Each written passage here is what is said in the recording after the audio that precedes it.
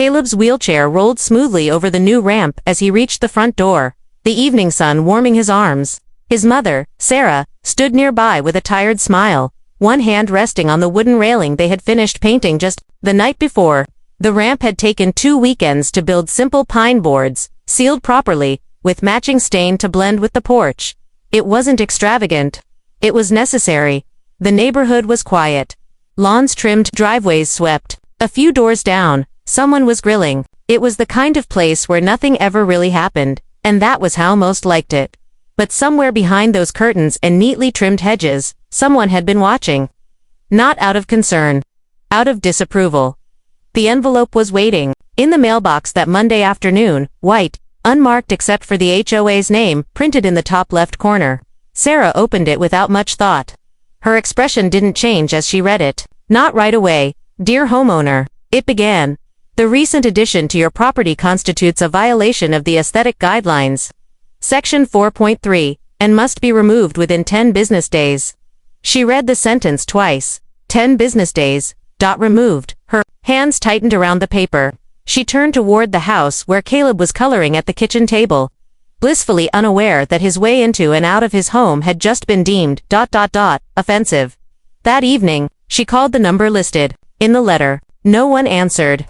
She left a voicemail.com/measured. She simply asked for clarification.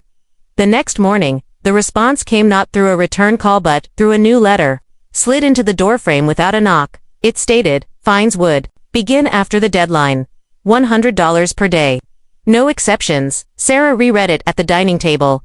Across from her, Caleb looked up. Are you mad? She shook her head, folding the letter.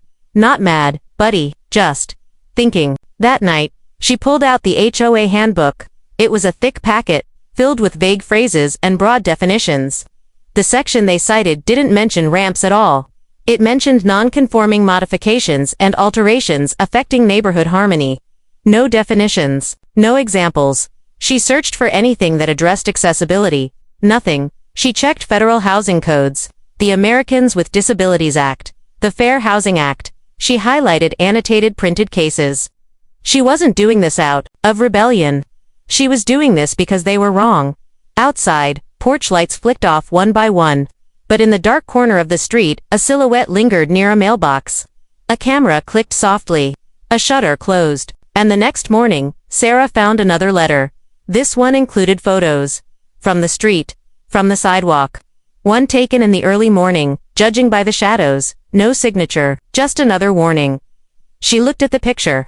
In it, Caleb's ramp looked like part of the home. Neatly crafted, safe, secure. But whoever took the photo didn't see that. They saw something else. A break from uniformity. A problem. Sarah stood at the window long after the morning passed, one hand gripping the back of the chair. She wasn't new to challenges. But this one wasn't about her. She looked at the ramp, then at Caleb's backpack by the door. If they wanted a fight, they'd chosen the wrong house. The following morning began with silence. The kind that settles when a decision has been made. Sarah opened the HOA handbook again, its stiff pages now peppered with yellow tabs. Each one marked a clause, a contradiction, or a loophole. She wasn't looking to argue. She was looking to understand why people who claimed to care about the neighborhood had turned a child's lifeline into a violation at 9:04 a.m. She dialed the number from the letter again. This time, someone answered. A clipped voice, male, polite in the way that warned the conversation would be brief. Sarah introduced herself, explained the situation, asked to speak with the board. There's no need for a hearing, the voice said flatly. The guidelines are clear. She pressed, there's no guideline banning ramps. The line went quiet for a beat. Then the reply, we're enforcing aesthetic harmony. The structure doesn't align with the approved look of front-facing alterations. That's not a legal justification, she replied. Ma'am, the voice cut in. You agreed to these conditions when you moved in. If you're unhappy, you can appeal. She asked how. He told her to submit a formal letter by certified mail only within 72 hours. She thanked him and hung up. Then she exhaled slowly, not in defeat, but with purpose. She didn't waste time. The letter was typed that morning, signed, notarized and mailed within the hour. 3 days passed. No response. On the 4th, another notice arrived. This time, the tone had shifted. It referred to the ramp as a non-compliant addition and included language about daily fines beginning the following Monday. A payment address was listed below. Sarah laid the notice flat on the table and stared at it for a long time.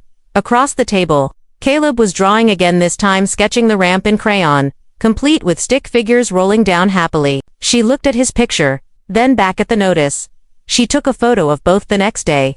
Sarah decided to visit the HOA office in person. It wasn't far, just a small building near the clubhouse. Neutral-colored brick. Curtains drawn. A plastic sign taped to the glass. Meetings by appointment only. She knocked anyway. After a minute, the door creaked open. The man behind the desk was the same voice from the phone, mid-50s, clean shirt, tired eyes. He didn't invite her in. "I sent the appeal," she said. "I'm following up. It's being reviewed," he replied, shifting papers on the desk. "Is there a meeting scheduled?" "Board members will convene when they're available. And the fines." He hesitated. "Still scheduled to begin Monday." She nodded slowly. "Thank you." Outside, she didn't return to her car right away. She stood near the clubhouse, watching the office window. The blinds shifted.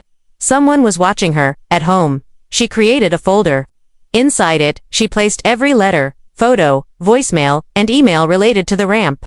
She labeled it Caleb's access.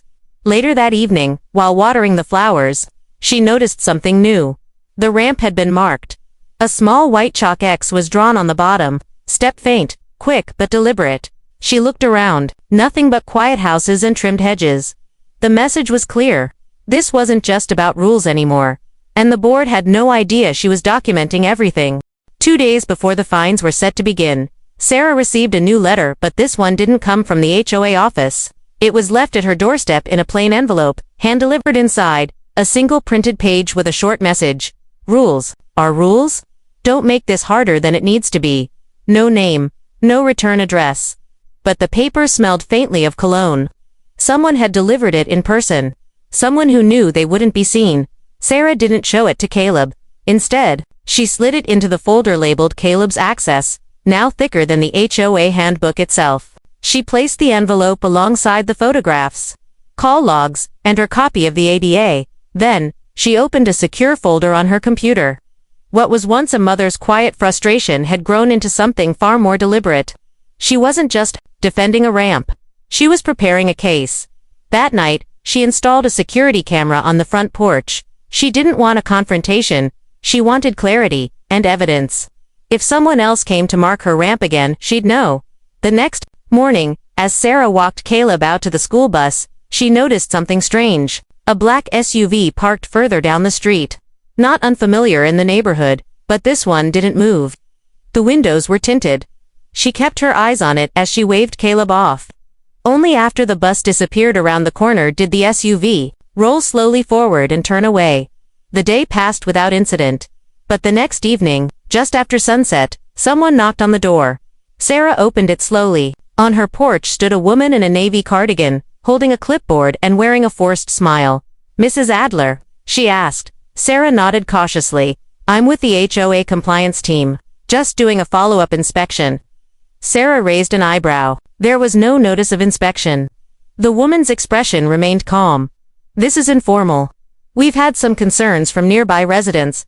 "About a ramp," the woman shifted. "About deviation from the approved visual standard. We just need a few photos for the file." Sarah stepped forward, her voice low. "You've already taken photos." The woman blinked. "Excuse me, I've seen them. They were included in the warning letters. Someone's been taking pictures of my house without consent." The clipboard lowered slightly. The air shifted. "This visit is over," Sarah added. The woman hesitated but turned without another word and descended the steps.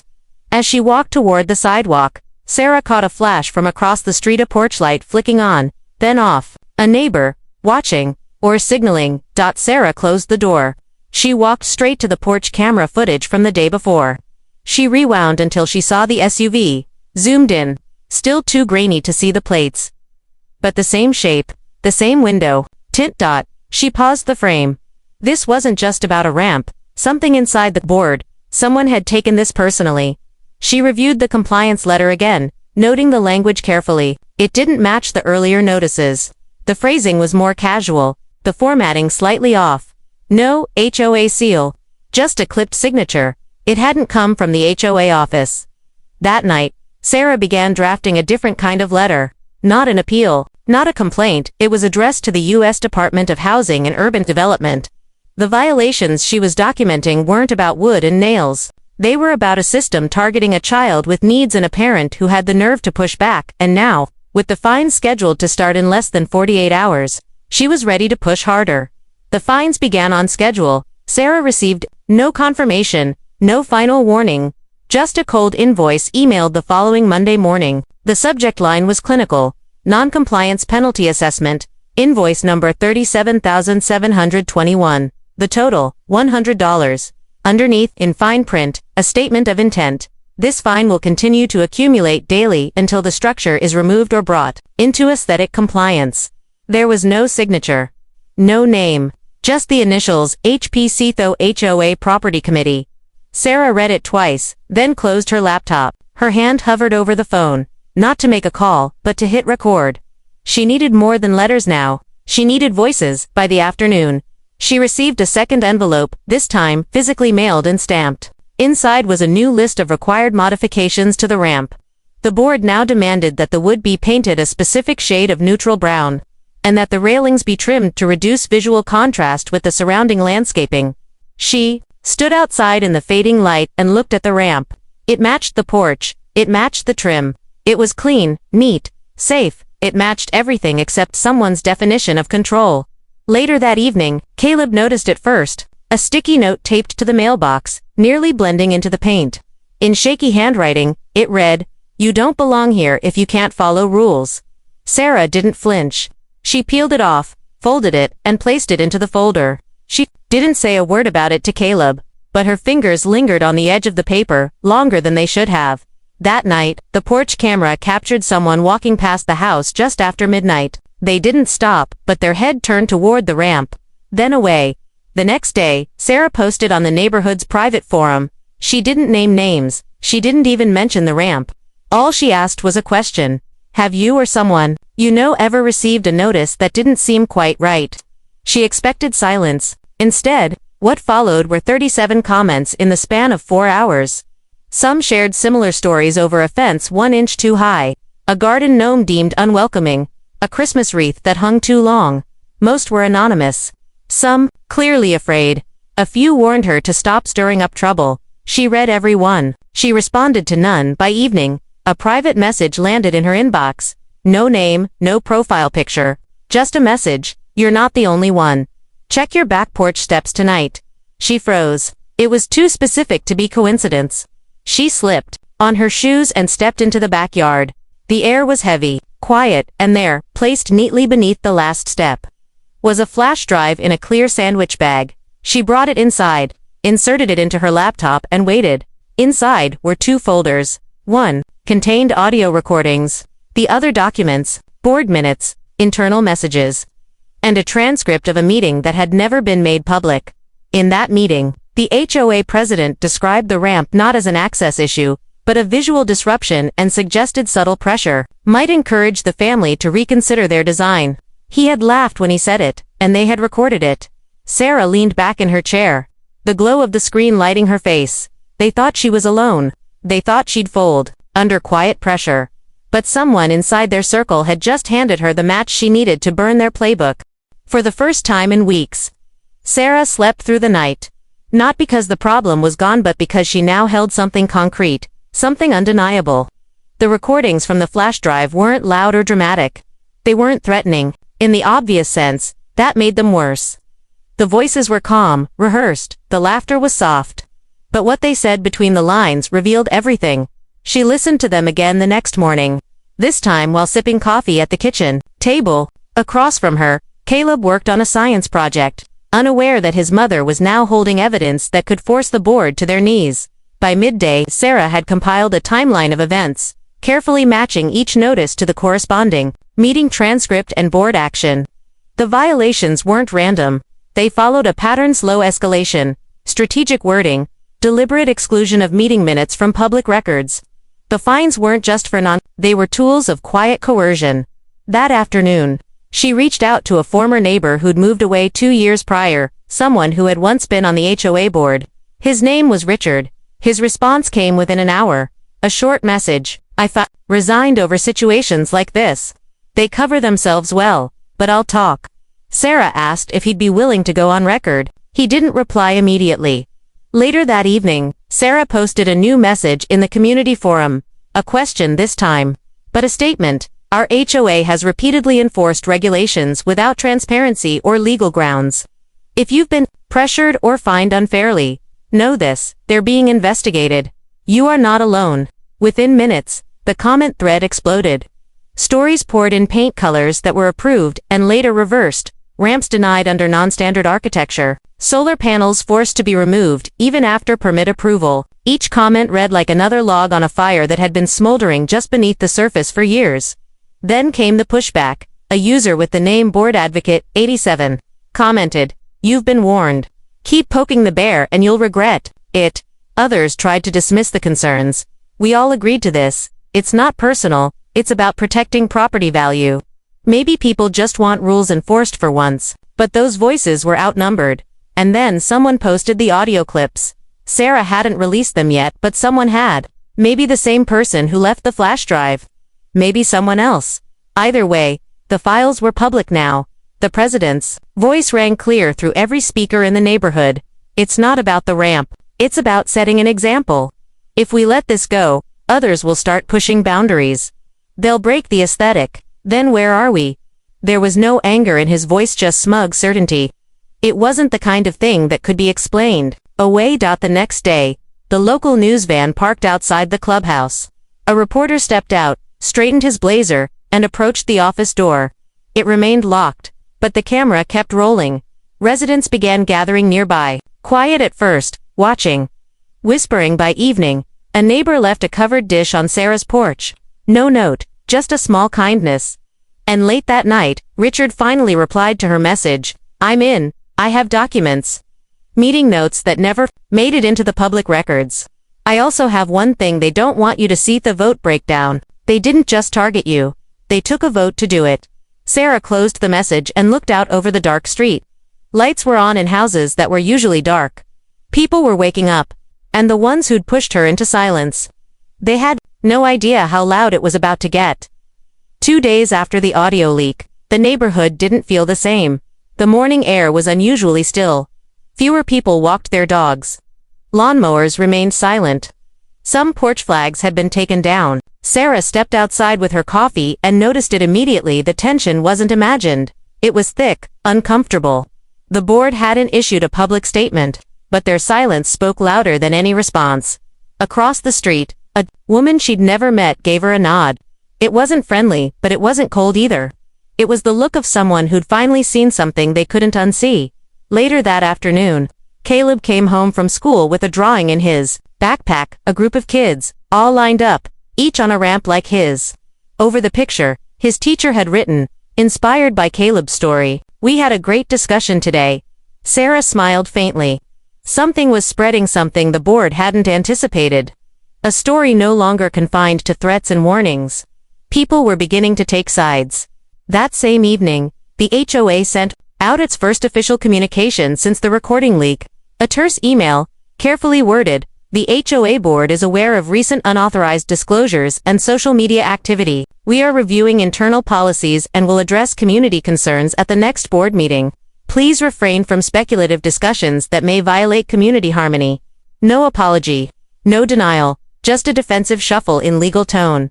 But it was too late for damage control. By then, the story had jumped from the neighborhood forum to local news. A second station covered the incident.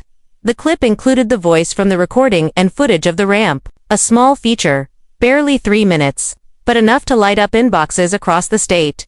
Within hours, Sarah received an email from a regional ADA compliance officer.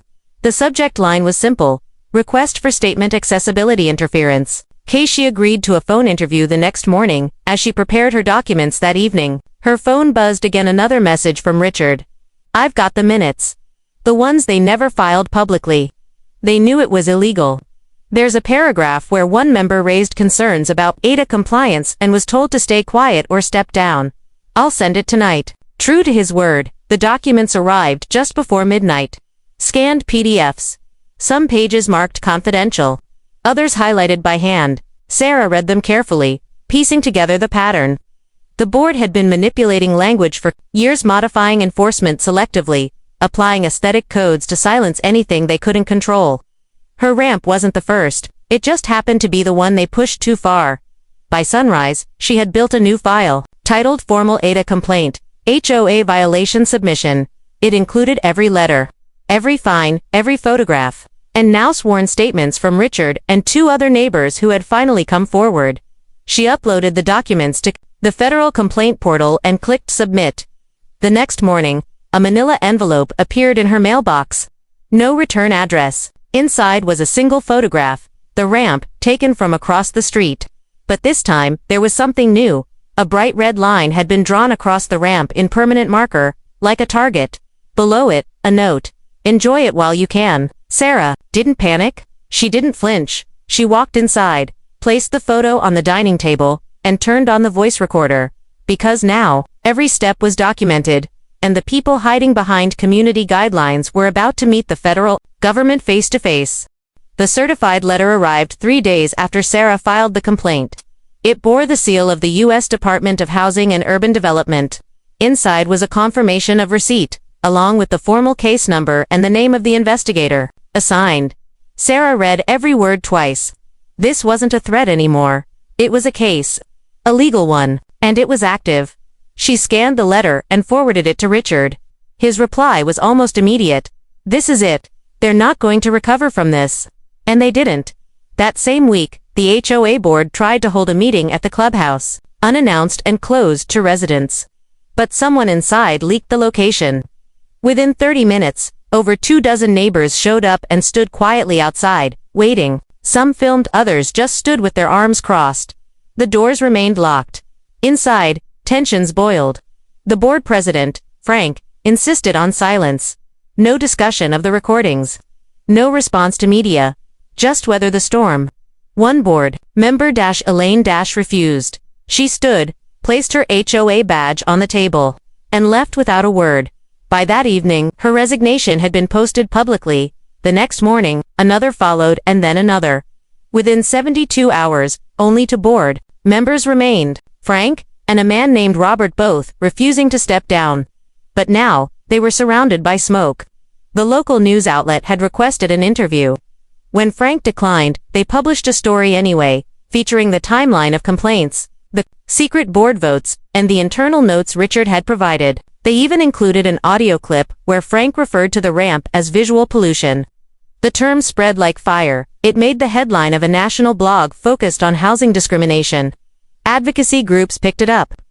Within days, Caleb's story was no longer just local. It had become a symbol. The Department of Housing and Urban Development sent a notice of inquiry directly to the HOA, listing the case number and requesting a formal response to the allegations of noncompliance, harassment, and retaliatory fines. The deadline, 10 business days. Sarah didn't gloat. She didn't post, but the neighborhood noticed. One by one, residents began speaking publicly. People who had once been silent, a veteran who had been fined for installing a flagpole, a widow who was told her security camera was disruptive, a retired teacher who was cited for growing native plants. Each had a name, each had a story.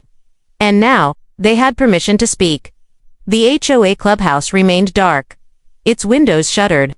Emails went unanswered. Sarah, meanwhile, had been contacted by a nonprofit legal firm specializing in housing rights. They offered assistance, not just for her case, but to help revise the HOA bylaws when the time came. She accepted, and then, as if timed perfectly, another envelope appeared in her mailbox. This one was official, stamped and signed. Inside was a formal notice. As of this letter, all fines related to the unauthorized structure have been rescinded. The matter will be reviewed at the next election cycle. But Sarah knew what that meant. They were folding. Not with a press conference, not with an apology, with quiet retreat. That night, she stood on the porch and looked out over the ramp. The marker lines had faded in the rain. The wood held strong.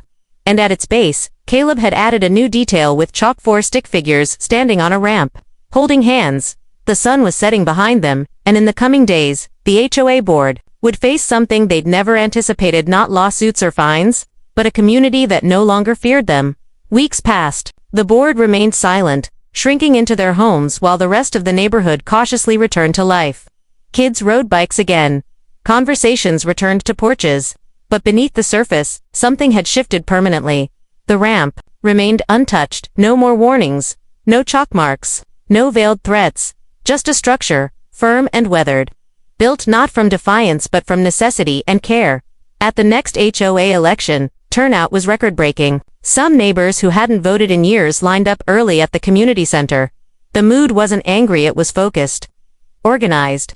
A slate of new candidates had emerged. Names whispered weeks before in backyard conversations and group texts. Sarah wasn't on the ballot, she hadn't planned to be. She'd never run for anything in her life. But that didn't stop someone from writing her name in. Over 60 households did the same, and by the time the final count was tallied, she had received more votes than any listed candidate. She didn't celebrate. No speeches. Just a quiet nod when the results were posted. But she accepted. In her first board meeting, she wore no badge. She began by reading a short statement, one that didn't mention the ramp, the fines, or the recordings. Instead, she spoke of responsibility. Of watching her son's future almost be stripped away by unchecked rules, and of neighbors who found their voices when it mattered. Then she held up a single photograph. Caleb's drawing stick figures on a ramp under a sun. She said nothing more. The room remained still. Under her leadership, the board bylaws were rewritten. Every policy now included clear exceptions for accessibility. Every meeting was recorded and made public. And one new rule was added, unanimously approved. No structure that exists to ensure access, safety, or dignity shall be subject to visual regulation or aesthetic enforcement. It was later named the Caleb Clause. Months later, during a neighborhood barbecue organized by the new board, an older couple approached Sarah quietly. They introduced themselves as longtime residents who had once voted in favor of her fines. They admitted they hadn't understood the lore, what it meant to live with someone else's reality. They handed her an envelope. Inside was a photograph of Caleb's ramped cabin recently. In it, he was sitting at the top with two friends. Grinning. On the back of the photo, in neat cursive, was written, "Thank you for teaching us what rules can't." But the story didn't end there. One evening, Sarah received a call from a woman in another state, a stranger. She'd seen the news segment. Her own HOA had just denied her daughter's request for a backyard chairlift. She'd found Sarah's name through a housing advocacy group. "What did you do?" the woman asked. Sarah thought for a long moment. "I didn't fight them," she said quietly. "I documented them. I let them reveal themselves." There was silence on the other end, then a soft thank you. After the call, Sarah stepped outside. The porch light flicked on automatically. The ramp glowed gently in the dark. On the lower step, Caleb had left something new. A painted stone, sealed in resin. A single word etched into it, "Welcome." And across the street, the house that once belonged to the former HOA president stood, dark and empty. A for sale sign leaned slightly in the wind. The neighborhood had changed. Not with lawsuits, not with anger, but because one family refused to be cited in tow. Silence broke on its own.